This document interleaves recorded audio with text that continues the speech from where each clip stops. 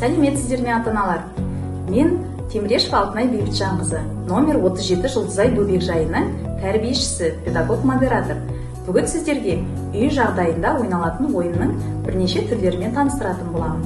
Үй жағдайында ойналатын ойындардың мақсаттары баланың дамуына оң ықпал ету үшін өте маңызды.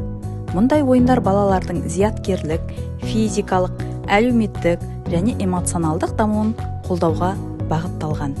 Үй жағдайында ойналатын ойындар балалардың қиялын ұштауға көмектеседі. Бұл шығармашылық қабілеттерді дамытады және жаңа идеяларды жүзеге асыруға мүмкіндік береді. Әртүрлі түртікшелерді пайдаланып, үй жағдайында лабиринт ойынын құрастыруға болады. Бұл жерде бала бір нысаннан лабиринт арқылы өтіп, екінші нысанға жетуі керек.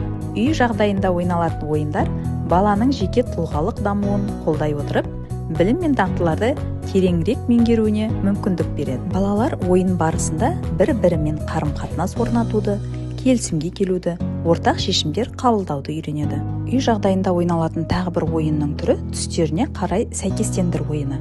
Яғни, бұл жерде бізге керек құралдар қатты қағазға, немесе картон қағазға әртүрлі дөңгелек пішінді түстерді таңдай отырып, балмұздақ таяқшаларына сол түстерді желім арқылы жапсырамыз.